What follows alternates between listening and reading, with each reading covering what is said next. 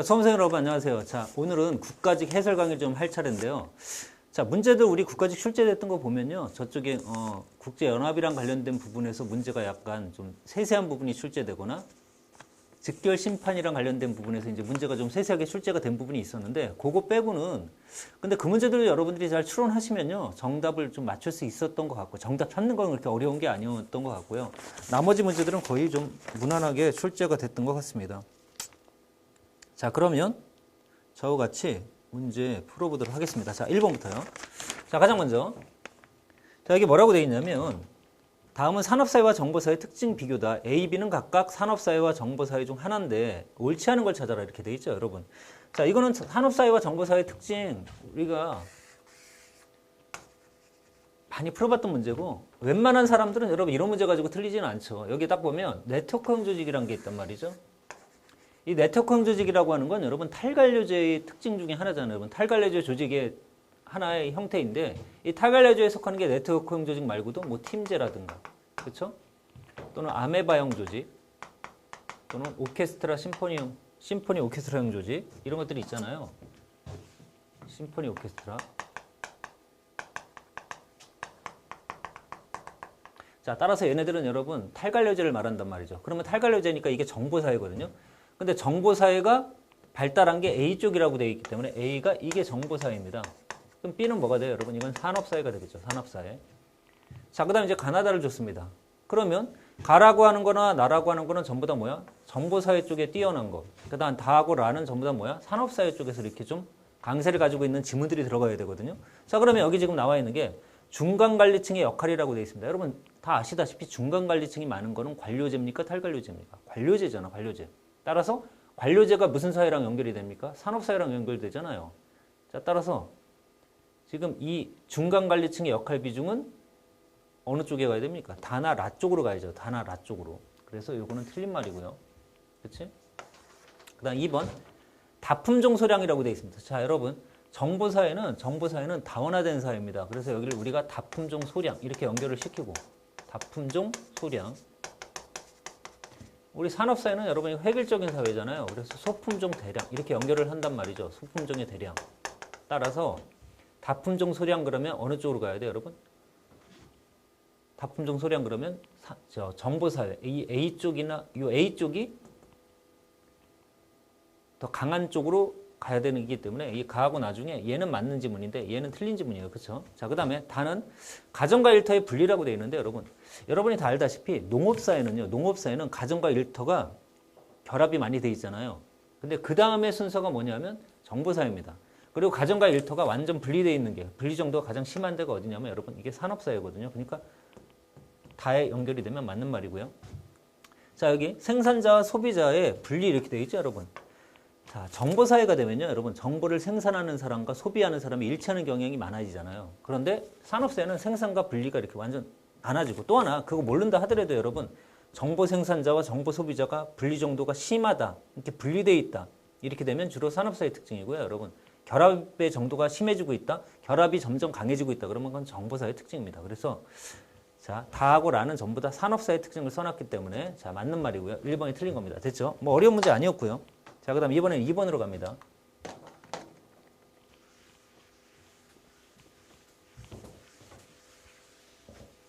자, 다음 글에 대한 설명으로 옳은 것만을 모두 골라라. 이렇게 돼 있죠. 옳은 것만 모두 골라라. 자, 최근 소비자들의 쇼핑 트렌드가 변화하고 있는데 소비자들은 인터넷을 통해서 직접 구매를 통해 다양한 상품을 소비할 수 있게 되었다. 그러나 직접 구매로 인해서 대금 결제 후에 배송 사기가 나타날 수도 있고요.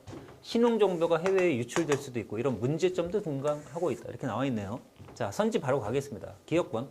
인터넷이 발달하면서 강제적 문화 접근. 여러분 이 강제라고 하는 건 이 강제의 반대가 뭡니까? 이거 자발이잖아요. 자발. 또 강제적 문화 접근의 대표적인 예는 한일 합방 같은 거잖아요. 여러분. 그렇죠? 일본이 한국하고 합방을 한 다음에 걔네들의 문화를 예를 들어 강제적으로 우리에게 전파한다든가 이런 게 있을 때가 여러분 강제적 문화 접변인데 이거는 지금 소비자들이 직접 구매를 통해서 자기들이 얻는 게 많이 있기 때문에 스스로 원해서 하는 거기 때문에 여러분 강제적 문화 접변 그러면 이건 틀린 말이죠. 자발적 문화 접변이라고 해야 되고요. 자, 니은번 문화의 감적 정파로 인해 문화 변동이 일어난다. 여러분 지금 여기 보면요. 소비자들이 인터넷을 통해서 해외 물건들을 구입을 하고 있잖아요, 여러분. 자, 따라서 자, 해외 것이 우리로 들어오는데 자, 이게 인터넷을 통하기 때문에 간접 전파다. 맞아요, 안 맞아요? 맞는 말이죠. 자, 이렇게 인터넷을 통해서 구매를 하다 보니까 다양한 상품들을 온라인을 통해서 직접 살 수가 있더라. 이런 것들이 여러분 바로 간접 전파로 인한 문화 변동의 대표적인 얘기했죠. 자, 디귿번. 문화지체 문제를 해결하려는 노력이 필요하다고 되어 있는데 여러분 이렇게 인터넷을 이용하는 거 있잖아요. 여러분 이 인터넷이 이게 물질 문화입니다. 물질 문화. 근데 여기 보니까 여러분 배송 사기도 생기고 정보의 해외 유출도 생기죠. 이런 것들은 여러분 따라가지 못하는 거죠. 정신 쪽이. 자, 따라서 물질 문화는 빨리 발달을 했는데 정신, 예절은 따라가지 못하기 때문에 문제점이 생겼다. 이게 바로 변동의 속도의 차이에 의해 나타난 무슨 현상? 문화지체 현상이죠. 기술은 빨리 변했는데 그래서 사람들이 전부 다 인터넷을 하고 있는데 예절이 못 따라간다. 대표적인 거 이런 예를 들어 온라인상의 사이버 범죄가 나타난다든가 이런 것들은 대표적인 문화지체의 예고요. 자, 따라서 이런 문제를 해결하려는 노력들이 필요하겠죠. 그러니까 이것도 맞는 질문이고. 자, 리얼 아노미와 문화복구가 증가시킨다라고 되어 있는데 여러분 지금 이런 부작용이 있다 보니까 옛날로 돌아가고 싶어 이런 사람이 있을 수는 있겠지만 이 지문만 가지고서 문화복구 현상이 증가된다고 추론하기 어려운 거고요. 자, 또 하나 아노미 현상이라고 되어 있는데 아노미 현상은 여러분 가치관의 혼란 상태에 빠지는 거거든요. 근데 이거는 그냥 문화 변동이 일어나게 되면 그 문화 변동의 단점 중에 이런 아노미 현상도 있을 수 있고 문화지체 현상도 있을 수 있고 기술지체 현상 같은 것도 나타나지만 이 자료 자체가 아노미 현상을 직접 얘기하는 건 아니기 때문에 여러분 이것도 거리는 좀 멀다라고 볼 수 있습니다. 그래서 정답은 니은디귿. 2번이 답이에요. 2번이 답. 자, 여기서 직접 추론할 수 있는 거 2개를 찾아야 되기 때문에 정답은 니은디귿입니다. 니은디귿. 됐죠? 자, 그 다음에 이번엔 3번으로 가겠습니다. 3번.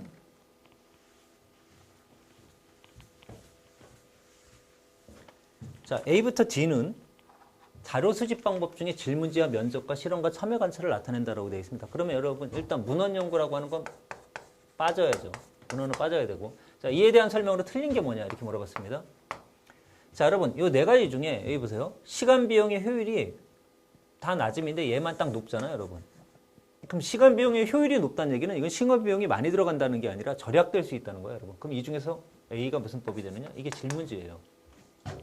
됐죠?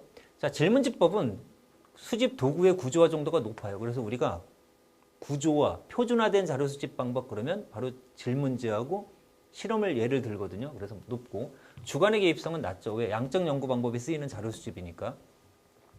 자, 근데 B는 여러분 시간과 비용의 효율성이 높습니다. 근데 이 세 군데가 다 높죠. 그럼 질문지 빼고 얘 빼고 나머지 세 개는 전부 시간 비용의 효율성이 떨어진다는 얘기야. 근데 여기 보니까 여러분 자료 수집의 도구와 구조 정도가 가장 높은 거, 여기 높은 거, 제일 높은 게 B잖아요. 따라서 여러분 얘가 실험이 됩니다.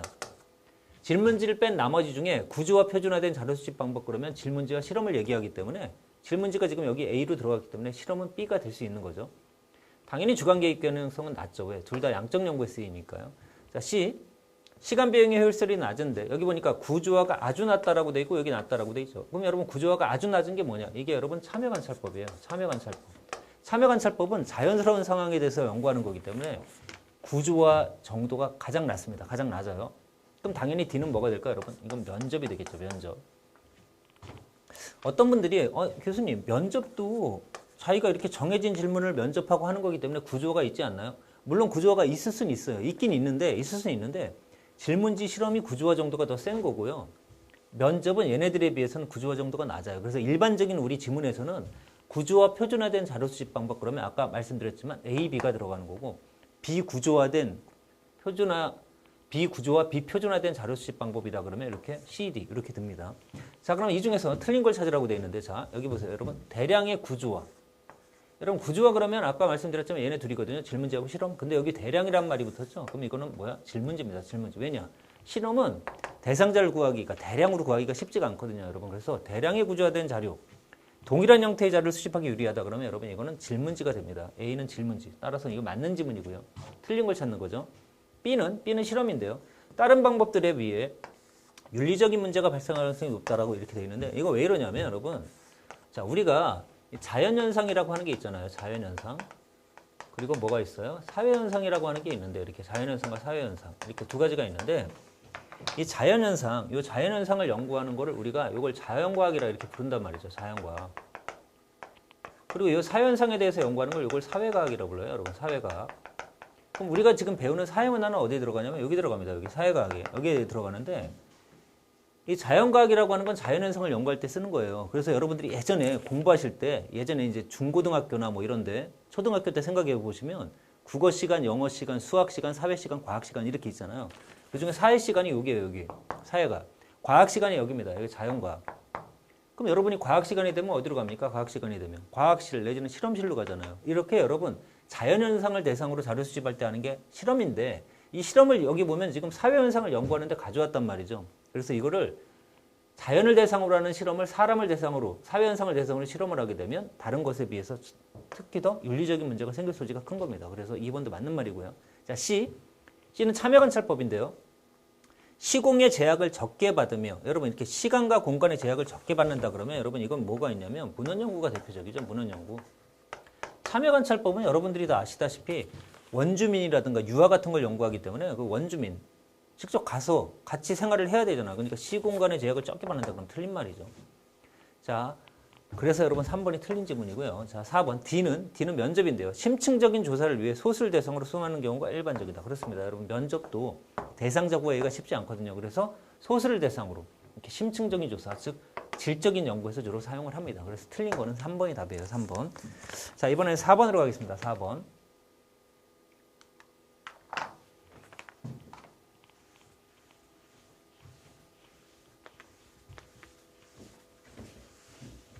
자, 여러분 여기 보니까 결합 의지와 접촉 방식을 기준으로 사회집단을 구분했다. 옳은 것만을 골라라 이렇게 돼 있는데요. 자, 여러분 이 결합 의지에 따라 사회집단을 나눌 때 뭐하고 뭐가 있냐면, 자, 결합 의지에 따른 구별, 바로 테니스의 결합 의지에 따른 구별에 공동사회와 이익사회가 있습니다. 자, 이렇게 본질적으로 결합할 때, 자연 발생적으로 결합할 때 우리가 이걸 공동사회라 부르고요.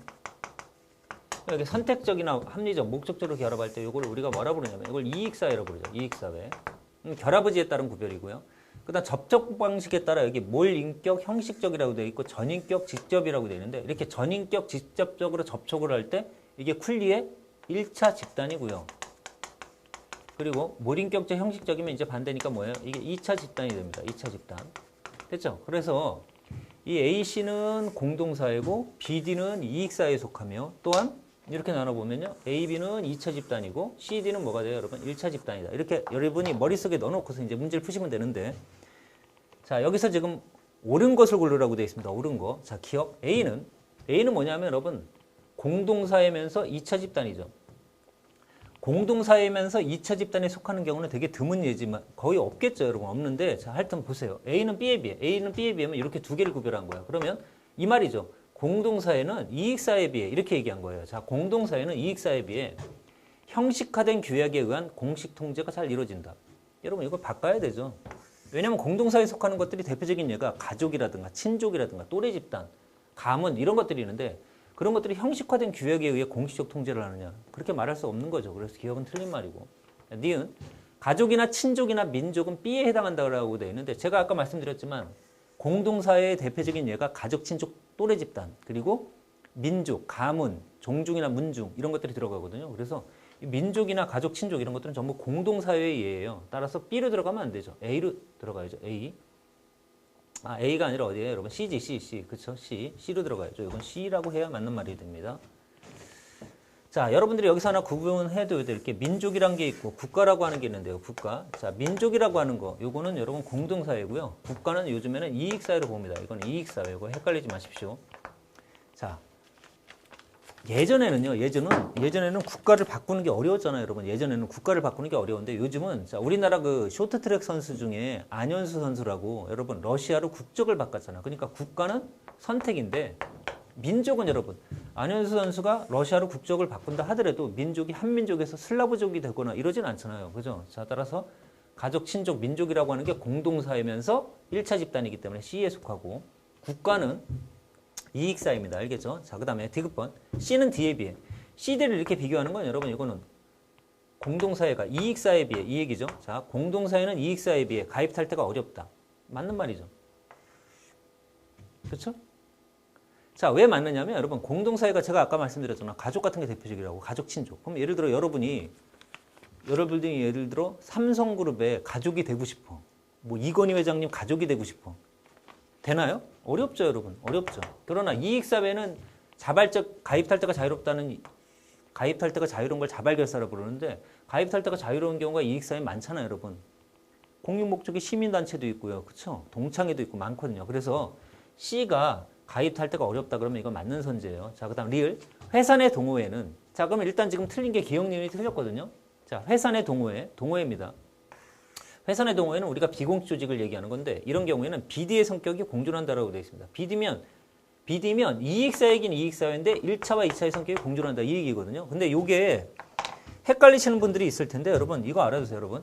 자, 회사 내 동호회라고 이렇게 주어지잖아요. 그러면 회사 내 동호회는 일반적으로 1차 집단의 성격이 강하다고 합니다. 1차 집단의 성격이 강하다. 그리고 어떤 데서는 문제에서는 그냥 1차 집단이다 이렇게 나오기도 해요. 출제되기도 하는데 정확히 말하면 여러분 이 회사 내 동호회는 1차와 2차의 성격을 같이 띠고 있어요. 그러나 뭐의 성격이 강하냐? 1차의 성격이 더 훨씬 강한 거죠.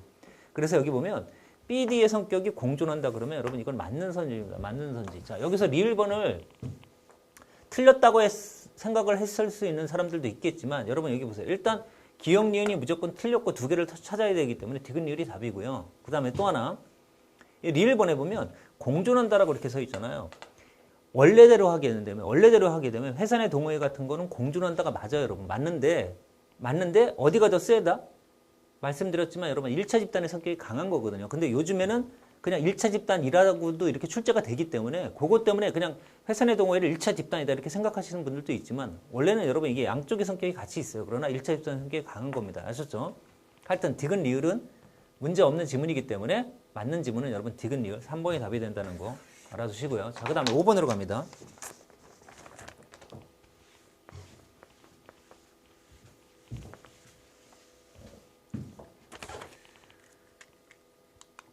자, 5번. 다음은 A국의 빈곤율 변화다. 여러분 이게 A국이라고 나와 있죠? A국. 자, 우리나라를 얘기하는 거 아니고요. A국이에요. A국. 빈곤율 변화인데 이에 대한 설명으로 맞는 걸 찾아라. 단 A국의 모든 가구의 구성원수는 동일하다. 이 얘기는 여러분 한 가구에 예를 들어 한 가구에 한 명 있다라고 생각하시면 돼요. 그렇죠? 자, 근데 여기 보니까 여러분 절대 빈곤율과 상대 빈곤율이 있는데 절대 빈곤율은 최저 생계비 미달 가구를 얘기한다.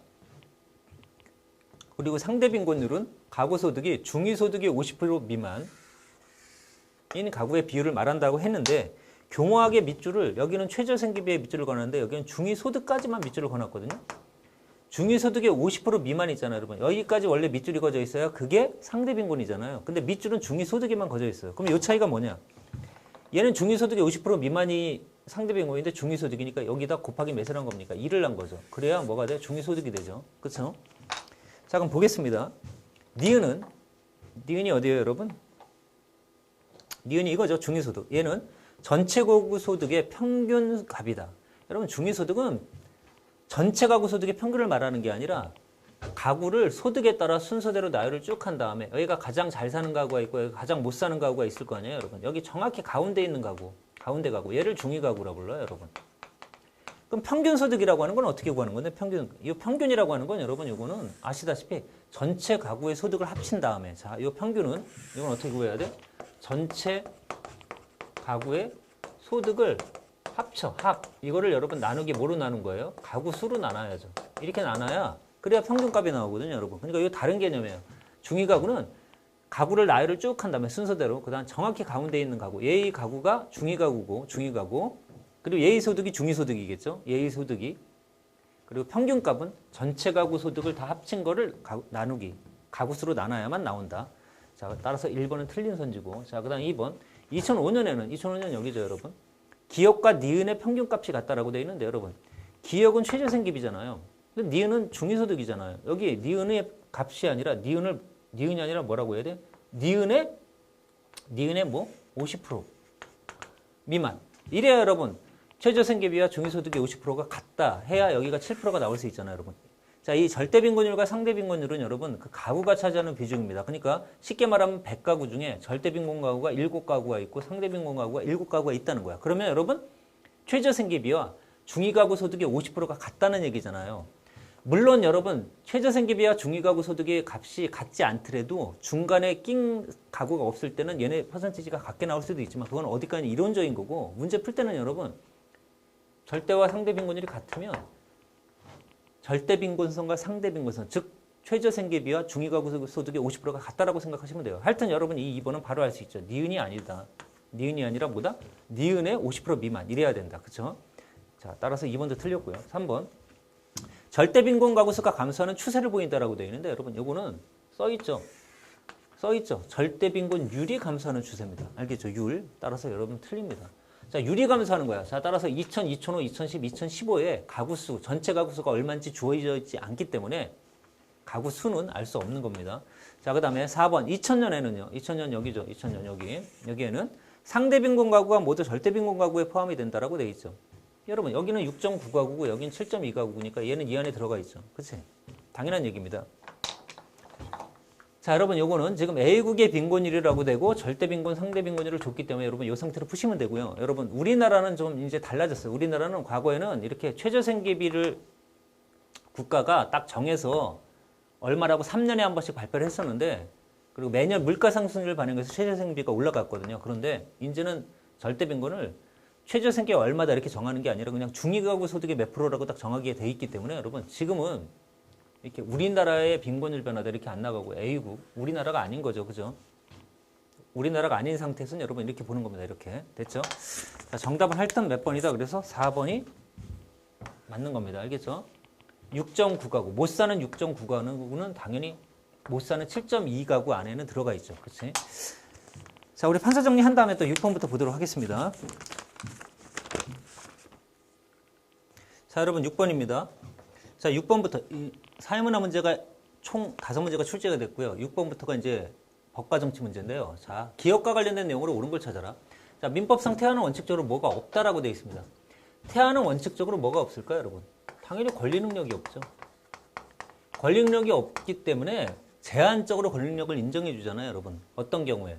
예를 들어 불법 행위에 기하는 손해배상이라든가, 그렇죠? 상속이라든가, 유증이라든가, 유류분 이런 데서, 그렇죠? 자, 그래서 여기 보면 불법 행위로 인한 손해배상, 상속 이런 경우에는 태아의 권리 능력을 그렇죠. 그러니까 기억의 권리 능력입니다. 그럼 권리 능력은 언제 갖게 되느냐?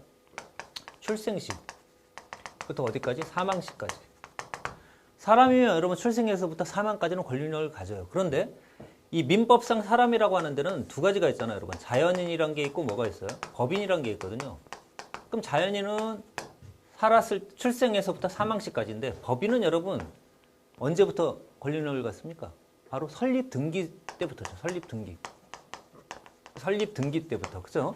자, 따라서 여기 보면 자, 지금 옳은 걸 찾으라고 되어 있습니다. 미성년자는 권리 능력이 있다라고 되어 있는데 자, 미성년자는 당연히 뭡니까? 미성년자는 출생을 한 애잖아요. 그러니까 권리 능력이 당연히 있죠. 그럼 미성년자는 뭐가 제한되느냐? 행위 능력이 제한되지. 자, 권리 능력이란 게 있고요. 권리 능력이란 게 있고 거기다 플러스해서 이제 의사 능력이 있어야 되고요. 거기다 플러스해서 이제 행위 능력이 있어야 되는데, 그렇지? 여러분이 다 아시다시피 의사 능력이란 게 개별적이잖아요. 그래서 여러분 구체적으로 바꿔놓은 게 행위 능력이죠. 미성년자는 특히 어떻게? 나이로 이제 바꿔놓은 거고요. 나이로 객관적으로 객관화 시켜놓는 거고, 그 다음에 이 위에 피한정 후견인, 피성년 후견인 이런 것들이 있죠. 자, 따라서 정답은 일단 옳은 걸 찾으라고 돼 있으니까 1번 맞는 말이고요. 2번 자연인만 자 얘기했죠, 여러분. 법인도 가질 수 있다. 이거 틀렸고요. 그 다음 3번 출생신고를 맞춰야 아니죠, 여러분. 여기 뭐야? 출생시지. 출생신고시가 아니라 출생시. 출생만 하면 되죠. 자, 따라서 이것도 틀린 거고.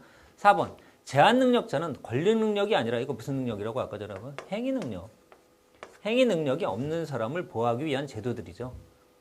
자, 제한능력자 제도는 여러분 거래를 위해서 제한능력자 제도를 만들어 놓은 게 아니라 제한능력자를 위해서 만들어 놓은 거예요, 여러분. 제한능력자. 아셨죠? 그래서 미성년자라든가 이런 분들하고 거래를 한 상대방이 불안해지기 때문에 그 제한능력자와 거래를 한 상대방들을 보호하기 위해서 예를 들어 철회권이라든가, 그렇죠? 그 다음에 취소권의 배제라든가, 그렇죠? 이런 것들을 인정을 해놓고 있잖아요. 최고권이라든가 이런 것들. 자, 따라서 여러분 여기서 옳은 걸 찾아라 그러면 정답은 1번입니다. 1번. 미성년자는 권리 능력이 있다. 됐죠? 자, 그 다음에 이제 7번으로 갑니다. 7번. 다음은 대통령의 권한 행사에 대한 통제 수단을 나타낸 것인데 옳지 않은 거, 틀린 걸 찾으라고 되어 있습니다. 틀린 거. 자, 여러분 이게 대통령의 권한 행사를 하려고 할 때 여기 보세요, 여러분. 헌재가 통제할 수도 있고 법원이 통제할 수도 있고요. 그다음 행정기관 내부에서 통제할 수도 있고 국회가 통제할 수도 있다. 자, 여러분 이 중에서 틀린 걸 찾으래요. 기억번. 기억이 뭔데? 헌재입니다. 대통령이 직무집행에 있어 헌법이나 법률을 위반한 경우에 헌재는 탄핵의 소추를 의결할 수 있다라고 되는데 여러분 이 탄핵 소추 의결은 이건 어디서 하는 거냐면 이거는 국회에서 하죠. 국회에서. 그럼 헌재는 뭐 하는 거냐? 헌재는 여러분 탄핵을 뭐 합니까? 심판을 하죠. 심판. 탄핵 심판. 아시죠? 자, 그래서 소추는 누가 한다? 국회가. 그다음 심판은 누가 한다? 헌재가. 이렇게 돼 있잖아요, 여러분. 따라서 여러분 뭐 틀린 걸 찾으라 그러면 1번이 그냥 틀렸네요. 자, 2번. 니은이죠. 니은이 어디 있습니까? 여기죠. 법원. 명령이 헌법이나 법률에 위반되는 여부가 재판의 전제가 되면 대법원은 최종적으로 심사할 권한을 가진다. 여러분 대법원은 명령이 헌법이나 법률에 여러분 가장 높은 법이 헌법이잖아요. 그 다음 법이 법률입니다.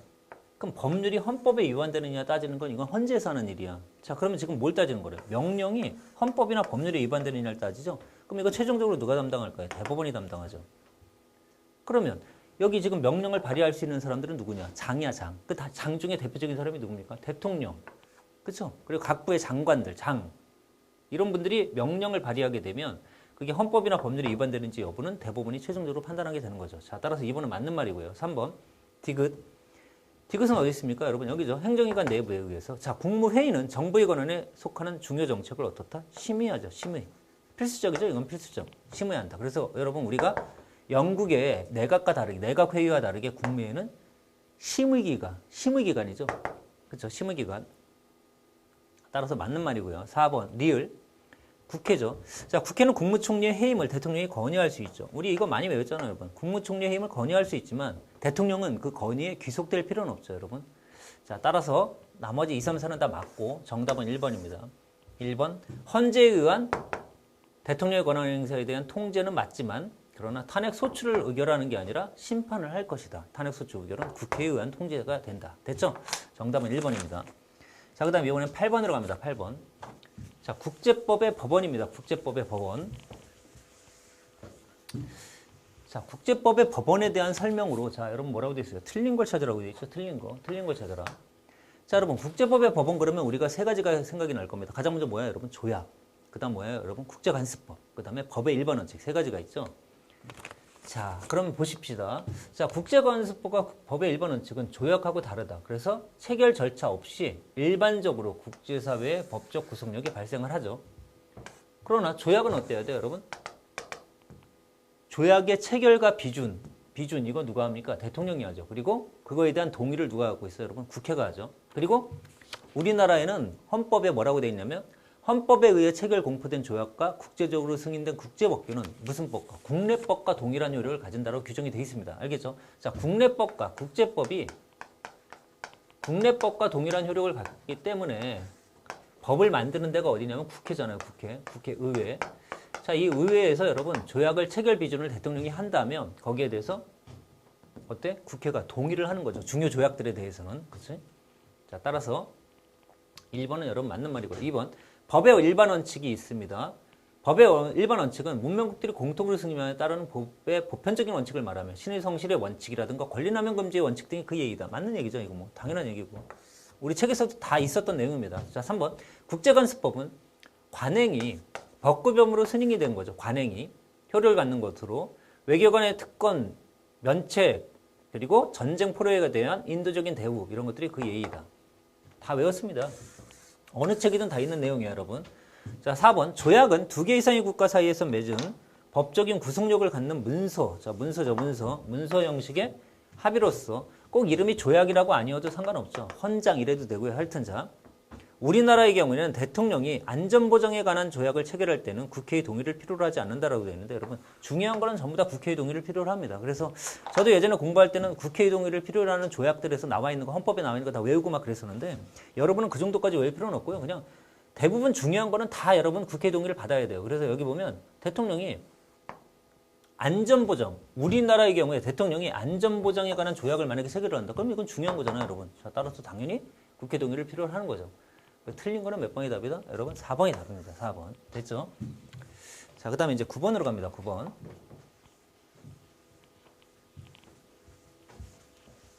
자, 다음 글에서 설명하는 개념에 대한 사례에 해당하지 않는 거, 틀린 걸 찾으래요. 자, 일반적인 불법행위와 다르게, 여러분 여기 불법행위라고 되어 있죠. 민법에 있는 불법행위, 750조의 불법행위와 다르게 우리 민법은 일정한 경우에는 특수불법행위라는 걸 정해놨다.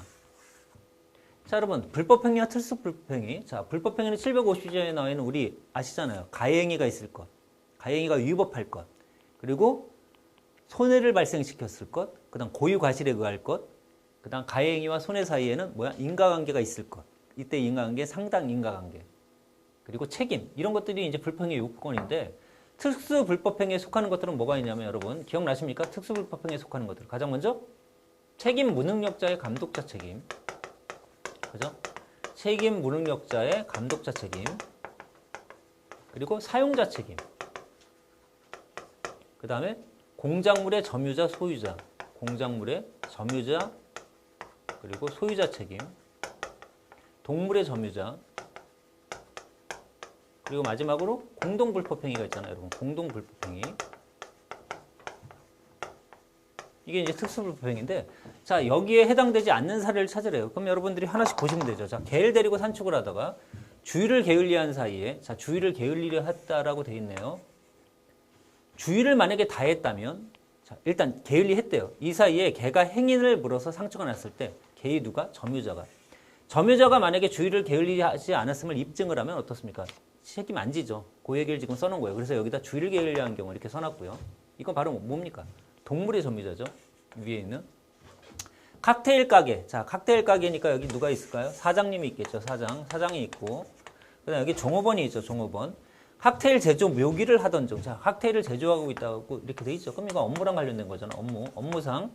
잘못 던져더라고 돼 있으니까 여러분 과실이 있는 거죠. 과실. 컵에 손님이 부딪혀 부상을 입었다. 이때 사용자가. 이건 바로 뭡니까? 이거 사용자 배상 책임이죠. 사용자 책임.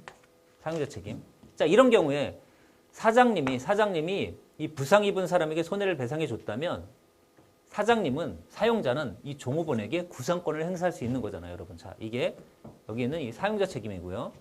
그 다음에 3번.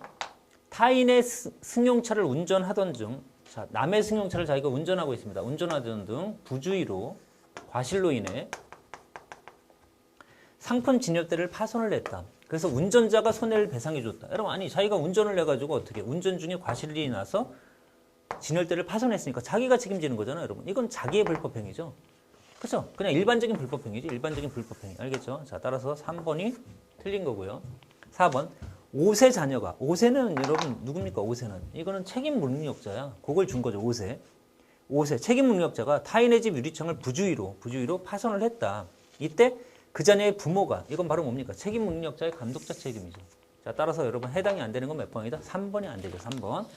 자, 여러분 이렇게 불법행위와 특수불법행위의 종류들, 이런 것들 사례들 다 알고 계셔야 되니까요. 그거를 출제한 겁니다. 자, 그 다음에 이번에는 이제 10번으로 갑니다. 10번 문제. 자, 밑줄친 제도에 대한 설명으로 옳은 걸 찾아라. 이렇게 돼 있죠. 밑줄친 제도에 대한 설명.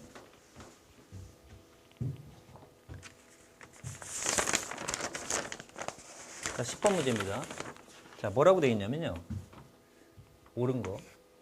우리가 이거 여러분 이 문제를 그 실전 모의고사 할 때 했었는데요. 비슷한 문제를 다루긴 다뤘었거든요. 직결 심판에 관해서. 근데 이제 답이 직결 심판이 이 출제가 됐을 때 모의고사 같은 거 풀어보지 않으신 분들은 이거 뭐지 하고 이렇게 좀 헷갈릴 수도 있는데, 여러분 이게 선지를 잘 읽어보면요 답을 찾을 수 있게끔 돼 있어요. 자, 옳은 걸 찾는 겁니다.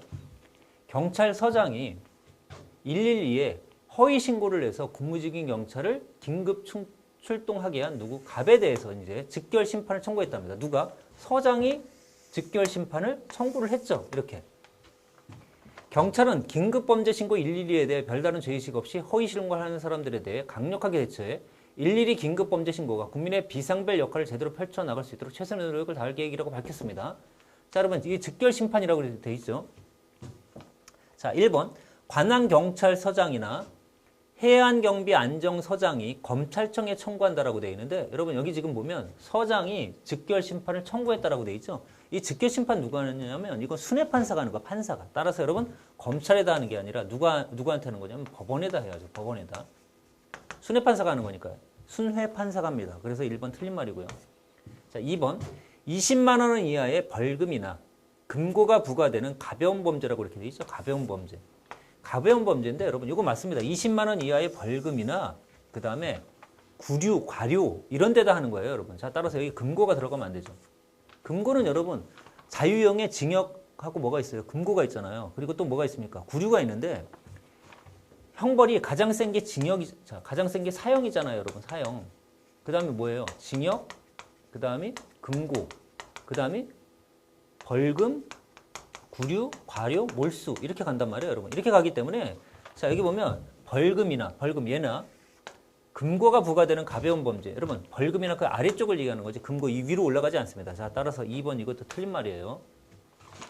자, 그 다음에 3번. 형의 집행은 경찰서장이 하고, 여러분 이건 규정이 있는 겁니다. 형의 집행은 경찰서장이 합니다. 하고, 그 집행의 결과를 지체 없이 판사에게라고 되어 있는데, 여러분들이 형사소송에 대해서 우리가 공부했잖아. 법과 정치에서 하면 이거 아시잖아요, 여러분.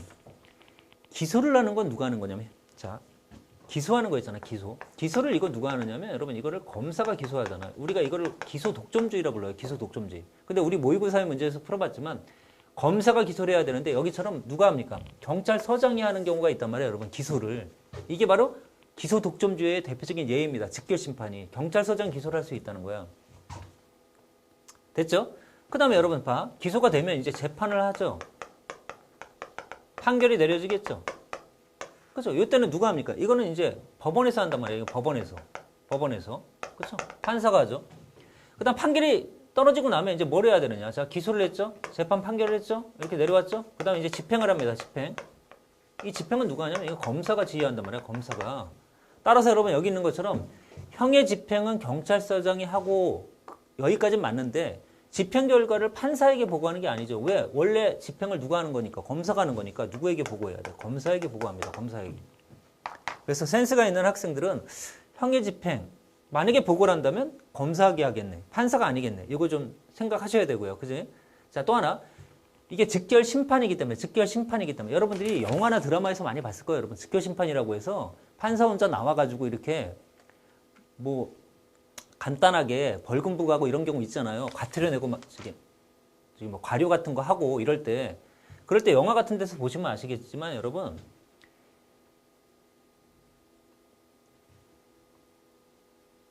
서장이 법원에다 해야 된다는 거. 그 다음에 형의 집행에 대해서는 원래 검사가 하는 거기 때문에 누구에게? 검사에게 보고해야 한다. 판사가 아니라. 이걸 지금 바꿔놓은 겁니다. 이렇게 문제를 만드신 분이. 자, 피고인의 불출석 심판 청구를 법원이 만약에 허가를 했다면 여기 써 있죠. 여러분. 피고인이 출석하지 않아도 심판할 수 있습니다. 그래서 정답은 4번. 법 규정에 나와 있는 그대로를 쭉 만들어 놨는데 여러분들이 문제를 푸시면서 이런 문제를 공부 안 했던 분들은 다루지 않으셨던 분들은 여러분 이게 센스 있게 청구는 직결 심판이니까 법원에다 하겠네. 그 다음에 집행은 경찰서장이 한다라고 내 있는데 만약에 보고한다면 상식적으로 검사에게 해야 되겠네. 이런 걸 좀 센스 있게 알아내시면 됩니다. 자, 제가 여기서 잠깐 직결 심판을 정리한 걸 한번 보여드리면요. 자, 직결 심판.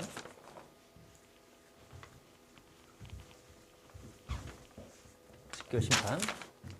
자, 여러분 경미한 범죄. 아까도 말씀드렸지만 얼마? 20만 원 이하의 벌금이나 여기 서 있어. 벌금이나 그 다음에 금고가 아니잖아요. 구류 또는 과료에 해당하는 사건. 이런 것들은 이제 경미한 범죄 사건에 대해 정식 형사조정 절차를 거치지 않고 직결 심판에 관한 절차법에 따라 자, 누구의 청구로? 경찰서장의 청구로. 누가? 판사가 하는 재판입니다. 재판.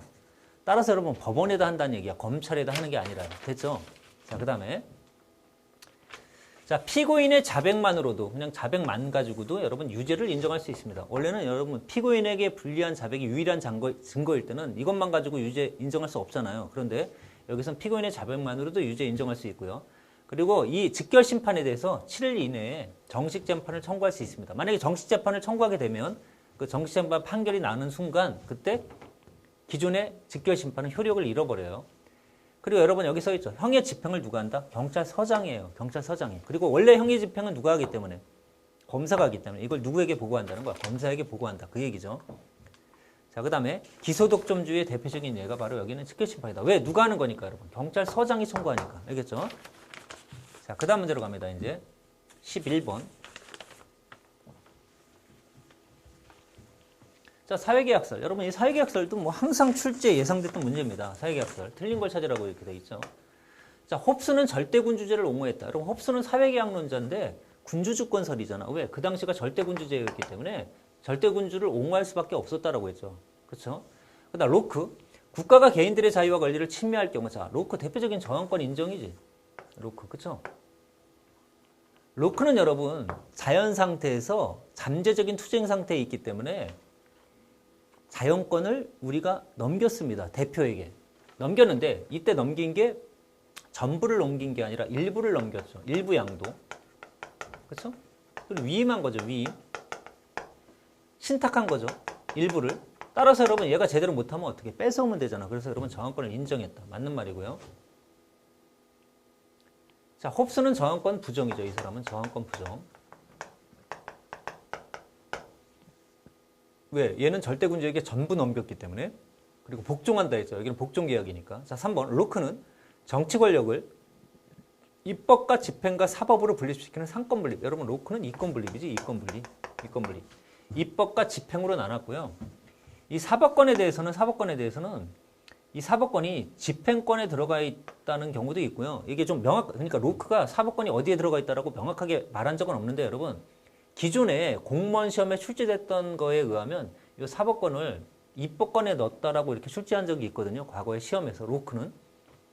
근데 정확하게 여러분 이 로크에 대해서는 로크가 사법권을 어디다 넣었다라고 딱 명확하게 나오진 않아요, 여러분. 자, 그래서 하여튼 여기 로크는 이권 분립이다. 틀렸고요. 그다음에 상권 분립. 최초의 상권 분립 국가는 여러분 미국이죠, 미국. 최초의 상권 분립 국가는 미국. 자, 4번. 따라서 여러분 몇 번이 틀린 겁니까? 3번이 틀렸죠. 그다음에 4번. 루소는 국민들의 계약을 통해 국가를 만들었어도 국가의 자신들의 주권을 양도한 것은 아니다. 왜?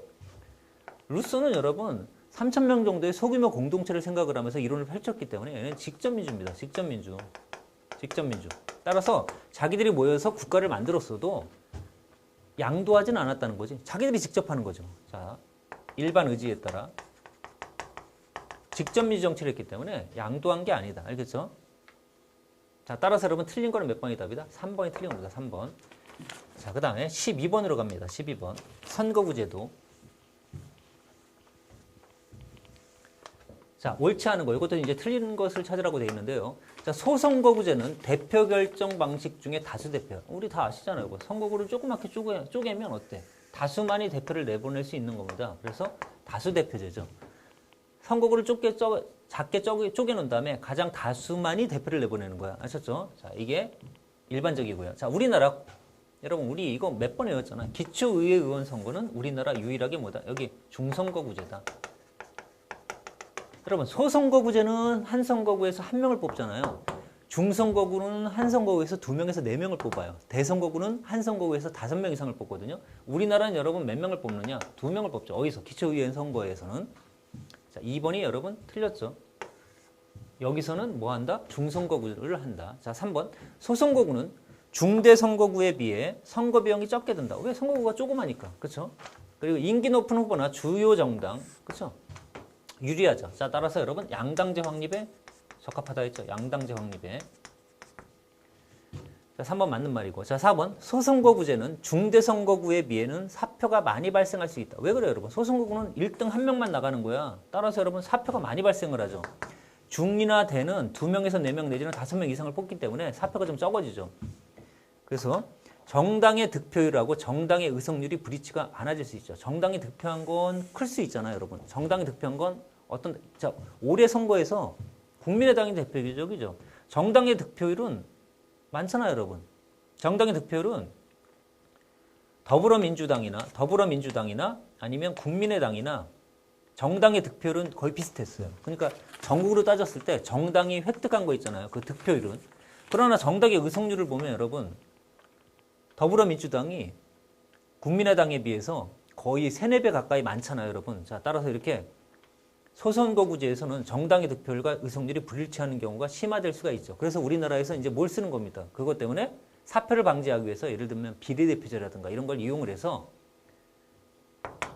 사표를 방지하기 위한 그런 보완책들을 쓰고 있는 거죠. 자, 따라서 여러분 1번이나 3번이나 4번은 다 맞는 말이지만 2번은 틀린 거다. 우리 이건 너무 많이 예상했던 문제이기 때문에 바로 알 수 있으셨겠죠. 그 다음 13번으로 갑니다. 가나에 대한 설명으로 틀린 게 뭐냐? 가나에 대한 설명. 자, 간은 법에 의한 지배라고 되어 있습니다. 법에 의한 지배. 그리고 여기는 법의 지배라고 되어 있죠. 바이로, 오브로 이렇게 되어 있는데 여러분 이 법에 의한 지배가 이게 형식적인 법치주의입니다. 형식적인 법치주의.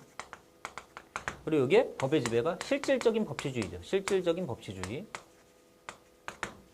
자, 형식적인 법치주의는 법에 의하면 되는 거예요, 여러분. 그렇죠? 그런데 실질적인 법치주의는 뭡니까? 법의 적정성까지 보장이 돼야 되는 거죠. 즉, 법이 국민의 자유와 권리를 보장하는 쪽에 법에 의해서 통치해야 된다는 거예요, 여러분. 자, 그래서 여러분 여기는 형식적 법치는 우리가 인의 지배라고 하고요. 사람에 의한 통치. 이거는 이제 법에 의한 통치. 이렇게 얘기하죠. 자, 이런 말도 쓰는데요. 자, 하여튼 1번. 간은 형식적 법치는 법치를 형식적인 의미로 이해한다. 맞는 말이죠. 자, 2번. 나는 법의 내용과 목적을 중시해. 이 내용과 목적이 국민의 자유와 권리를 보장하는 내용이어야 된다는 거야. 그래서 정당성, 합법성보다 정당성을 강조한다. 3번. 나에 따르면, 나 여기 법치주의와 민주주의는 상호 보완적인 관계라고 되어 있는데 여러분 나가 실질적 법치주의잖아요. 그러면 여러분 이 민주주의라는 건 민주주의의 기본 원리를 보면요. 기본 원리. 민주주의의 기본 원리라는 게 나오잖아. 그 민주주의의 기본 원리가 뭐가 있습니까? 국민주권. 그죠? 그 다음에 입헌주의. 그 다음 뭐가 있어요? 권력분립. 이렇게 있잖아요. 여러분. 이게 민주주의의 기본 원리야. 근데 여러분 이 국민주권 다 아시죠? 국민이 나라의 주인인 거고 그 다음 입헌주의는 헌법에 따라 통치할 때 헌법에 따라라는 거거든요. 이 헌법에 따라 한다는 게 결국 이게 뭐예요? 여러분 법치주의잖아요.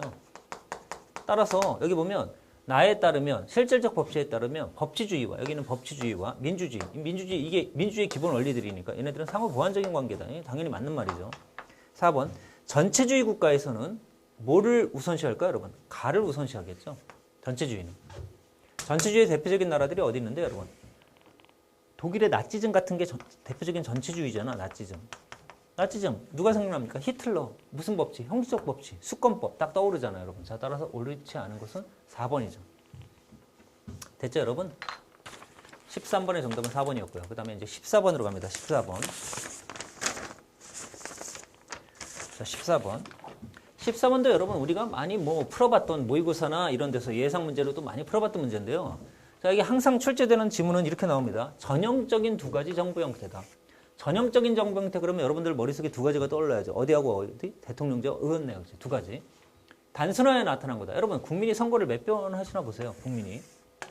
화살표는 권력이 출처인데 국민이 권력이 출처야. 근데 입법과 행정, 선거를 두 번 하잖아요. 여러분 선거를 두 번. 이렇게 선거를 두 번 하면 이게 뭐다? 이게 대통령제입니다.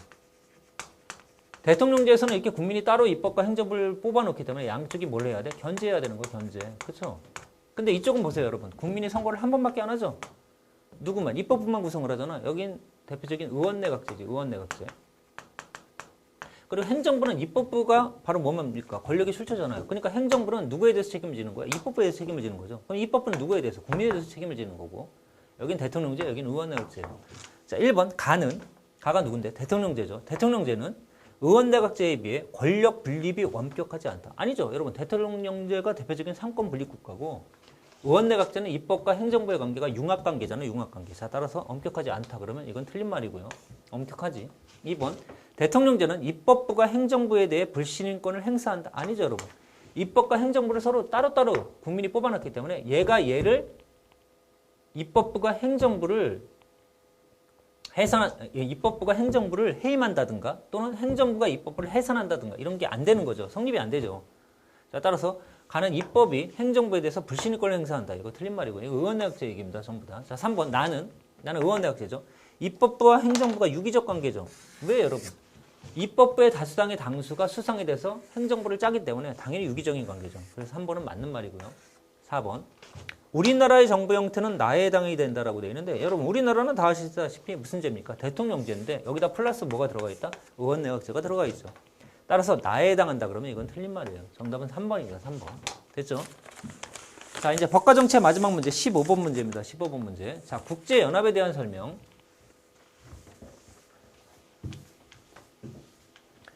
자, 옳은 걸 찾으라고 되어 있는데 옳은 거. 자, 이것도 여러분 뒷부분에 있어서 자세히 공부하지 않은 친구들은 좀 어려워할 수도 있었지만 잘 여러분 문제를 풀면 지금 옳은 걸 찾는 거잖아. 그럼 틀린 걸 제끼면 돼요. 자, 보세요. 일단 국제사회의 평화와 안전을 보장하기 위해 집단안보를 채택하고 있다. 여러분 이 집단안보의 반대가 뭐였습니까? 이 개벌안보라고 해서 우리 많이 했잖아요, 여러분. 개별 안보, 집단 안보 나눈 다음에 개별 안보는 국제사를 뭐야? 현실로 보는 거죠. 현실주의, 힘의 원리로 보는 거고, 집단 안보는 뭡니까? 이거는 이상주의, 도덕이나 국제기구에 의해서 해결할 수 있다는 거고, 집단 안보의 대표적인 예가 바로 국제연합이다. 우리가 이렇게 많이 했잖아요. 성동문 그래서 1번으로 그냥 나오죠. 자, 2번. 안전보장이사회. 자, 국제연합의 안전보장이사회가 있잖아요, 여러분. 그 국가안전보장이사회. 거기에 상임이사국들. 이 거부권이 있죠. 이건 뭐 우리 상식으로 많이 알잖아. 상임이사국이 거부권이 있는 거죠. 미국, 영국, 프랑스, 그다음 중국, 그다음에 소련 이렇게 5나라 상임이사국이 거부권이 있죠. 얘네가 아니라. 자, 그다음 3번. 안전보장이사회 산하에 유네스코와 인권이사회가 있다라고 되어 있는데 여러분 이게 유네스코, 이 국제연합 산하에 유네스코가 있는 거고요. 인권이사회는 이거는 총회 산하입니다. 총회 인권이사회. 하여튼 인권 안전보장이사회 산하에 유네스코와 인권이사회가 있다라고 되어 있는데 안전보장이사회 산하 아니죠. 총회 산하. 자, 틀렸고요, 이것도. 자, 4번. 국제사법재판소는 서로 국적이 다른 15명의 재판관으로 구성이 됩니다. 이것도 틀린 말이죠. 여러분이 1, 2, 3, 4번을 쭉 읽으면서 일단 집단안보, 개별안보 이걸 출제했기 때문에 답이 1번이라는 거 아시고 그 다음 이 2번 선지도 대충 알 수 있잖아요. 여러분 거부권은 상임이사국이 있다는 거. 그 다음 여기에 안전보장이사회 산하라고 이렇게 돼 있는데 요거 그리고 요 밑에 국적이 다른 15명의 재판관으로 구성된다는 거예요. 3번, 4번 지문이 좀 헷갈리는 분들 뒷부분에 있다 보니까 잘 안 보신 분들은 헷갈릴 수도 있지만 우리 책이나 이런 데 다 있었던 내용이고요. 개별안보 집단안보는 워낙 많이 공부했으니까 1번 바로 찾을 수 있으리라 생각합니다, 여러분. 자, 이렇게 해서 우리가 법과 정치 10문제 다 봤고요. 자, 그 다음 우리 칠판 정리한 다음에 이번에는 경제 문제로 가도록 하겠습니다. 자, 여러분 16번입니다. 자, 보시죠. 뭐라고 되어 있냐. 그림은 동질의 상품을 생산하는. 자, 여러분 여기 동질이라고 이렇게 되어 있죠. 그럼 동질의 상품을 생산하는 게 뭐가 있습니까? 동질의 상품을 생산하는 거. 독점 있죠, 독점. 그 다음 뭐가 있어? 완전 경쟁 있죠, 완전 경쟁. 그 다음 원래 과점도 있을 수 있는데 과점이라고 하는 데는 여러분 동질 또는 이질이잖아. 그쵸? 동질 또는 이질. 얘네들은 동질이고요, 당연히. 여긴 동질 또는 이질. 자, 동질의 상품을 생산하는 기업의 진입 가능성 여부에 따라 시장을 구분했다. A, B에 대한 설명으로 맞는 걸 찾으래요. 자, 기업의 진입 가능성. 자, 진입하는 게 어렵지 않은 A 시장이 얘가 완전 경쟁이겠죠. 아니, 어렵지 않은, 어렵냐라고 물어봤으니까 아니요. 그러면 여기가 완전 경쟁이겠죠. 그럼 이쪽은 어렵다. 그러니까 A 시장 이게 독점이겠죠. 독점. 이렇게 됩니다. 자, 그러면 여기서 지금 맞는 걸 찾는 건데요. 자연 배분의 비효율. 여러분, 완전 경쟁 시장이 자연 배분의 효율성이잖아. 자, 따라서 자연 배분의 효율성은 B 시장이 높은 거야. 그러면 여기 B보다는 A가 비효율이 높다. 맞는 말이네요. 그렇죠? 그다음 니은번 기업의 시장 지배력. 시장 지배력은 여러분 독점이 세겠죠. B보다는 A가 낮다. A가 높죠. 여기 틀린 말이네. 그죠? 자, 그다음에 디귿 기업 간의 담합의 발생 가능성. 은 A보다는 B가 높다. 여러분 완전 경쟁 시장은 단합을 할 필요가 없죠. 왜? 자기가 공급하는 게 다 팔리기 때문에 단합할 필요가 없어요, 여러분. 주어진 가격에서 공급한 게 다 팔리기 때문에 여러분 할 필요가 없죠. 그리고 A보다는 B가 높다라고 되어 있는데 단합할 필요도 없고 A도 여러분 독점이니까 단합할 필요가 없죠. 자, 리을번 시장 참여자가 가격의 수용자가 될 가능성은 여러분 가격의 수용자가 있고요. 이 반대가 뭡니까? 가격의 결정자거든요. 아까도 말씀드렸지만 여러분 완전 경쟁은 주어진 가격이 이렇게 있다면요. 이렇게 가격이 있는 거야. 주어진 가격. 가격이 있으면 공급한 게 이렇게 이 가격이 균형된 만큼은 다 팔리거든요. 자, 따라서 가격을 결정하지 않고 수용을 합니다. 수용. 그럼 가격을 결정하는 건 누구냐? 독점이나 과점이나 독점적 경쟁이 가격을 결정할 수 있고 그중에서 독점 기업이 가장 가격 결정력이 센 거예요. 자, 따라서 시장 참여자가 가격의 수용자가 될 가능성은 어디가 크다? B가 큰 거죠. 그래서 A보다는 B가 높다. 맞는 말입니다. 정답은 2번이고요. 독점은 가격 수용자가 될 가능성이 아니라 결정력이 가장 센 됩니다. 알겠죠? 자, 그 다음에 이번에는 17번으로 갑니다. 17번. 17번은 그냥 일반용으로 출제가 됐는데요. 여기 보면요. 뭐라고 되어 있냐면 경기 변동에 따른 경제 안정화 정책이라고 이렇게 되어 있습니다. 경제 안정화. 자, 경제 안정화 정책에 대한 설명으로 옳은 걸 찾으라고 이렇게 되어 있는데 여러분 이 경제 안정화가 결국은 이건 뭐냐면 물가하고 뭘 잡는 겁니까? 실업률을 잡는 거예요. 물가하고 실업. 이걸 이제 잡는 건데 경제 안정화가. 자, 정부가 경제 안정화 정책을 펼칠 때 물가 실업을 잡아야 되는데 이제 정부가 하는 게 재정 정책이 있고요. 그다음 중앙은행이 하는 게 금융 정책이 있잖아요, 여러분. 자, 근데 여기 보면요. 경기가 과열했대요. 과열했을 때 율을 인상한다. 그리고 여기 봐봐. 세율을 인하한다. 여러분 여기 보면 경기가 둘 다 과열이잖아. 근데 여기 율 나왔죠? 이게 지급준비율이든 아니면 재할인율이든 세율이든 간에 여러분 경기가 과열되면 인상해야 돼, 인하해야 돼. 인상을 해야 돼요. 인상. 자, 따라서 인상하는 거. 그래서 총수요. 감소시키는 거. 여러분 1번이 답이죠. 그럼 2번은 여러분 경기 과열했을 때 세율을 인하해야 돼, 인상해야 돼. 여기 인상이라니까. 인상을 해서 총수를 감소시켜야죠. 그럼 경기가 여기 침체되잖아. 침체되면 경기가 안 좋은 거니까 여러분 침체되면 지금 실업이 높은 거거든요. 물가가 낮고. 그럼 여러분 실업률을 낮춰야 되잖아요. 그러면 국공채를 매각한다. 자, 여러분 국공채를 매각을 하게 되면 국공채가 시중은행으로 가버려요. 그리고 시중은행에 있던 돈이 중앙은행으로 들어와 버리거든요. 그러니까 국공채를 매각하면 시중에 돈이 없어지는 거야. 그러면 총수가 감소되죠. 자, 경기 침체 시 정부 지출을 축소한다. 아니죠. 이건 증가해야죠. 자, 따라서 요 지준율이라든가 국공채 요거 두 개, 지준율이나 국공채 요거는 통화정책, 금융정책이고요. 그 다음 세율, 이 정부 지출 요거는 재정정책인데 여기서 논리적으로 맞게 연결된 거는 몇 번밖에 없다. 1번밖에 없죠. 1번. 자, 그 다음에 이제 18번입니다.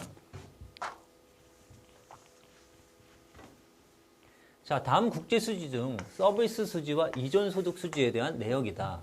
올바르게 기록한 걸 찾으라고 되어 있는데요. 자, 여러분 여기 보니까 AR을 수치 받았죠. 여기는 지급을 했죠. 지급. 자, 근데 여기 서비스 수지라고 되어 있습니다. 자, 외국인으로부터 벌어들인, 자, 여기 뭐라고 되어 있습니까? 관광 수입이야. 관광 수입. 관광 수입 10억 달러라고 되어 있죠. 그럼 외화 수치한 거 맞아, 안 맞아? 맞는 말이죠. 자, 근데 여기 외국 기업 주식을 매입을 했대요, 여러분. 그럼 이 돈 9천만 달러가 해외로 나갔을 거 아니야. 그러니까 지급은 맞긴 맞아요. 맞긴 맞는데 이게 서비스 수지가 아니죠. 주식 매입은 이건 뭡니까? 자본금융계정, 금융계정에 들어가야죠. 금융계정. 그죠? 금융계정이 직접 투자, 간접 투자. 이 간접 투자가 주식 투자잖아, 바로. 따라서 이거는 금융계정에 직접적으로 가야 됩니다. 그래서 여기는 틀렸고요, 니은은. 그 다음에 티귿. 이전소득인데 국내 투자자가 외국 기업의 주식을 보유하고 받은 배당금. 여러분 주식을 가지고 있었더니 이제 투자를 했잖아요. 예를 들어. 외국 기업의 주식을 지금 가지고 있습니다. 가지고 있었더니 거기서 배당금이 주어져. 이 배당금은 바로 뭡니까? 이건 소득이죠. 이전 소득이 아니라 이건 본원소득으로 가야 돼요. 본원소득. 따라서 여기 들어가면 안 되고요. 자, 리을.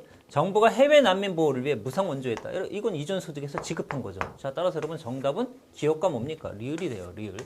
자, 여러분 여기서 이 국제수지라고 하는 이 부분은 여러분들이 그 국제수지표를 알고 있느냐 못 알고 있느냐 이게 제일 중요하거든요. 자, 여러분 다시 한번 보시면요. 이 표를 외우셔야 돼요. 여러분 외우시고 계셔야만 문제를 계속 풀 수 있습니다. 여기 있는 것처럼 국제수지는 경상수지와 자본금융계정으로 나눠지고요. 경상수지는 상품, 서비스, 본원소득, 이전소득. 지금 출제된 게 이전소득 나왔고 본원소득 나왔고 서비스 나왔죠.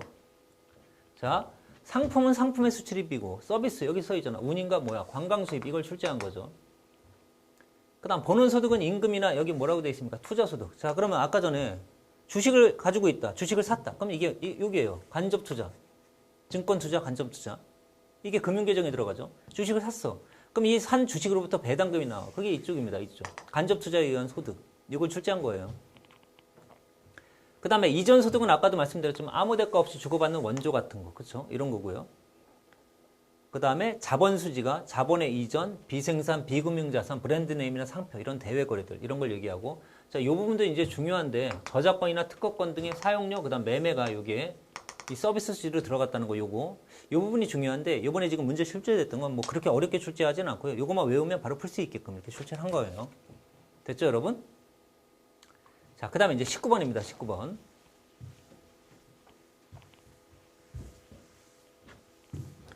자, ABC국의 고용에 관한 통계다. 이에 대한 서로 맞는 걸 찾아라. 이렇게 되어 있습니다. 맞는 걸 찾아라.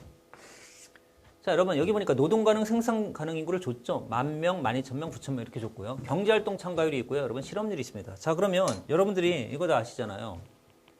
경제활동 참가율이라고 하는 얘는 어떻게 구하는 거냐면 노동 가능, 저기 써 있죠. 노동 가능 인구 분의 경제활동 인구 곱하기 100. 이게 여러분 경제활동 참가율이고요. 실업률은 이거 어떻게 구하는 거냐면 경제활동 인구. 이 경제활동 인구가 뭐하고 뭘 얘기해요? 취업자 플러스 실업자죠. 분의 실업자. 에다 곱하기 100을 한 거. 이게 여러분 실업률이에요. 자, 그러면 여기다가 여러분들이 딱 쓰시면 돼요. 자, 비경제활동 인구다. 여러분, 요 노동가능 인구라고 하는 얘가 경제활동 인구와 비경제활동 인구를 합친 거잖아요, 이게. 이걸 합친 게 여러분 이게 노동가능 인구거든요. 근데 자, 경제활동 참가율이란 건 노동가능 인구에서 경제활동 인구가 차지하는 비중이기 때문에 10,000명 중에 75%, 7,500명이 경제활동 인구에 해당되는 애들이 7,500명이야, 여러분. 그러면 비경제활동 인구에 해당되는 애들은 2,500명이 되겠죠. 이렇게. 자, 그럼 비경제활동 인구의 수를 찾으라고 했죠. 여기는 몇 명이야? 2,500이 되죠. 그럼 이쪽은 여러분, 이쪽은 경제활동 인구와 비경제활동 인구를 나눠봤을 때 여기는 12,000명이 있는데 60%가 경제활동에 참가를 했어요. 그럼 60%면 경제활동 인구가 얼마냐? 6,000에다가 6, 22, 7,200이네요. 7,200. 그럼 7,200이 경제활동 인구면 비경제활동 인구는 여러분 얼마입니까? 3,800에다가. 7,200이 경제활동 인구니까 비경제활동 인구는 40%잖아요. 4,000에다가 4,800이네요. 그렇죠? 4,800. 그 다음 C국은요. C국은 경제활동 인구와 비경제활동 인구 이렇게 나눠보면요. 자, 9,000 중에 80%가 경제활동 인구야. 그럼 7,200이네요. 7,200. 그럼 비경제활동 인구는 여러분 1,800이죠. 됐죠? 이렇게.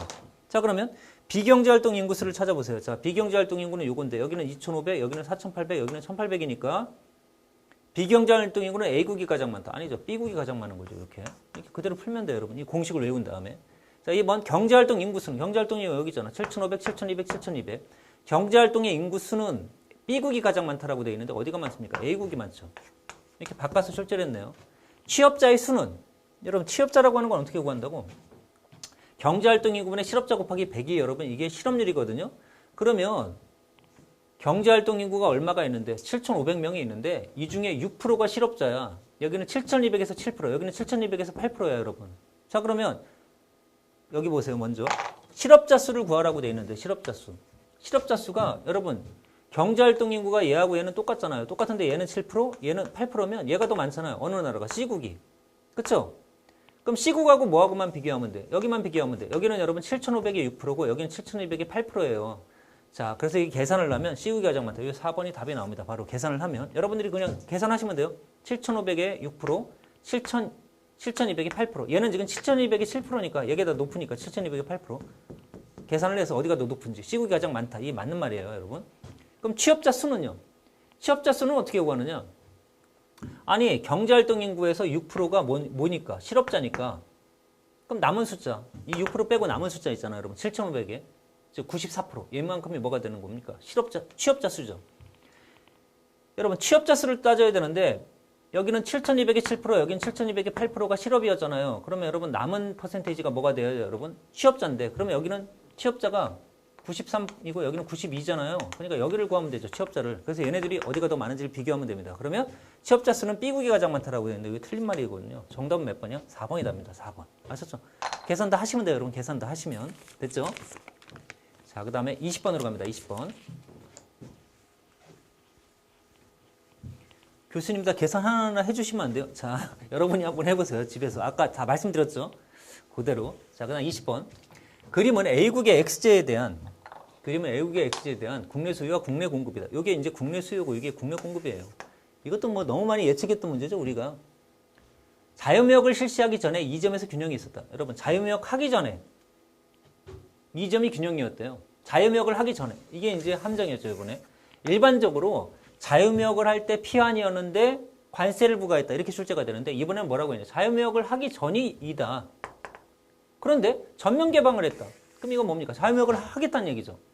이때 XJ 시장에 미치는 영향이 뭐냐? 단 XJ 국제시장 가격이 피환이다. XJ 국제시장 가격은 피환이고 A국은 이 가격을 주어진 것으로 받아들이며 이 가격에서 XJ를 얼마든지 수입할 수 있다. 이렇게 되어 있습니다.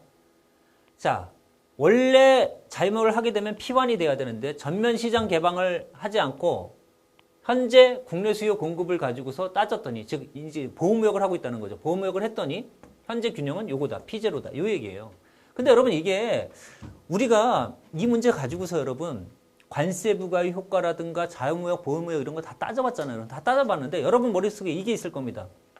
자유무역을 하게 되면요. 자유무역을 하게 되면 소비자가 이만큼의 잉여가 생기는 거예요. 이만큼의 소비자 잉여, 이만큼이. 그쵸? 그리고 생산자 잉여는 얼만큼이냐? 생산자 잉여는 여러분 자유무역을 하게 되면 요만큼이 생산자 잉여예요. 요만큼이. 그래서 이만큼의 사회적 잉여가 지금 생기는 거란 말이에요. 이만큼의 사회적 잉여. 근데 만약에 관세를 부과한다고 하면 예를 들어 관세를 부과했다 해보자. 이렇게 관세를 부과했다면 소비자 잉여, 거래가 여기까지밖에 안 되기 때문에 소비자 잉여는 여러분, 이만큼에다가 그 다음에 이 부분이 관세를 부과하게 되면 여러분, 자, 다시요. 관세를 만약에 이렇게 부과를 했다 해보자. 이렇게 부과를 했다고 하면, 만약에 관세를 부과했다면 만약에 이거 자유무역 상태라고 우리가 그림을 한번 그려본 다음에 이 P1이 자유무역의 가격인데 만약에 관세를 부과하면 거래가 여러분 여기까지 이루어지기 때문에 요만큼이 뭐가 되는 거냐면 요만큼이 공급자 잉여가 되고요. 그치? 그리고 요만큼이 우리가 알다시피 뭐가 됩니까? 이게 관세 부과의 효과잖아요. 그리고 요만큼을 누가 가져갑니까? 요 아래 부분, 요만큼을 해외 판매자가 가져가게 되는 거잖아. 그리고 소비자 잉여는요. 소비자 잉여는 원래는 이만큼이 됐어야 되는데 줄었죠. 거래가 여기까지밖에 일어나지 않기 때문에 요만큼을 이렇게 줄어든단 말이에요. 그래서 여러분 관세를 부과하게 되면요. 관세를 부과하지 않다가 관세를 부과하게 되면 소비자 잉여가 컸다가 커지는 거야, 줄어드는 거야? 줄어든단 말이야, 줄어들어. 즉 자유무역을 하게 되는 게 사회적 잉여가 훨씬 더 큰 거예요. 보호무역을 해서 국가가 개입을 하게 되면 국가가 관세를 가져가고 공급자가 일부를 가져가지만 사회적인 전체적인 잉여를 봤을 때는 여러분 어떻습니까? 자유무역하는 게 잉여가 더 크다. 이거는 여러분 기본적인 내용으로 다 아시고 계시잖아요. 그래서 이 문제에서 정답이 지금 보면 틀린 걸 찾으라고 돼 있는데 여기 봐봐. 자유무역을 실시하기 전에 이 점의 균형이 있다가 자유무역을 했다. 그러면 여러분 여기 봐봐. 사회적 잉여는 감소해요, 증가해요? 이건 증가해야지. 이건 상식으로 다 맞출 수 있잖아요, 여러분. 다시요. 예를 들어 최저임금제가 있고 최고가격제가 있고 여러 가지가 있는데 국가가 가만 놔둘 때가 잉여가 제일 사회적 잉여가 큰 거야. 국가가 개입하면 여러분 잉여가 줄어요. 사회적 잉여가. 그 문제를 출제했기 때문에 답은 금방 찾을 수 있어요, 여러분. 아니, 자유무역을 즉 보호무역을 하다가 자유무역을 했다. 그럼 사회적 잉여는 어때? 증가하죠. 자, 그 다음에 또 풀어보면요. 시장의 균형 가격은 하락한다. 자, 자유무역을 하기 전에 이 점에서 균형을 이루고 있었는데 전면 개방을 했다. 그러면 여러분 이제 가격이 P1이 되는 거죠. P1. 그럼 균형 가격은 하락을 하죠. P1으로. 소비자 잉여는 증가하죠. 여러분 소비자 잉여는. 자, 이만큼으로 소비자 잉여가 생기는 겁니다. 이만큼이. 됐죠? 원래 소비자 잉여는 현재 균형 가격이 여기라고 돼 있으니까 이만큼이 이었다가요. 자, 소비자 잉여는 왕창 증가하죠. 그 다음에 국내 생산자의 국내 판매 수입은 감소한다. 국내 생산자의 국내 판매 수입. 자, 여러분. 아니, 국내 생산자의 판매 수입이 이만큼을 만약에 가져가다가 자유무역을 하게 되면 요만큼으로 줄잖아요. 요만큼으로. 그러니까 감소한다. 당연히 맞는 말이잖아. 그래서 이건 여러분 문제를 지금 거꾸로 출제한 거야. 거꾸로. 과거에는 자유무역을 하다가 관세를 부과했을 때 어떻게 되느냐. 이걸 물어봤는데 이번에 거꾸로 보호무역을 하고 있다가 자유무역을 했다. 근데 답은 금방 찾는다고. 어떻게? 국가가 개입을 안 하면 여러분 사회적 잉여는 커진다는 거예요. 이렇게 찾아내면 됩니다. 정답은 여러분 3번이에요. 3번. 자, 이래서 여러분 우리 20문항 다 훑어봤고요. 제가 다시 한번 느끼지만 여러분들이 사회문화, 경제, 법과 정치 파트에서 시험에 나올 중요 부분들만 정확하게 정리하고 계시면 여러분 뭐 한 90점 정도 맞는 거 이런 것들은 그렇게 어려운 게 아닙니다. 그 중요한 부분들 위주로만 공부를 잘 하고 계시면 여기서 중요한 부분이 어떤 게 출제가 자주 되느냐 이런 부분인데 그런 것들을 제가 정해준 그 내용대로 여러분 그 정해준 주제대로 그 있는 그대로 공부를 좀 많이 해주시면 충분히 점수 딸 수 있고요. 그리고 의외로 아주 지엽적인 데서 만약에 문제가 출제됐다 하더라도 답을 좀 쉽게 찾을 수 있거나 또는 여러분이 모르면 다른 친구들도 모르는 경우가 많기 때문에 여러분 너무 당황하지 마시고요. 항상 출제되던 부분, 중요 부분에서 출제가 많이 되기 때문에 그 부분들 위주로 공부 잘 해주시고요. 그리고 제가 중요하다고 생각하는 부분은 다시 또 체킹을 하니까 그 부분은 좀 더 관심을 가지시면서 좀 정리해 주시면 아마 앞으로 나올 시험에서도 무난하게 고득점을 할 수 있지 않으실까 생각됩니다. 자, 수고하셨어요, 여러분.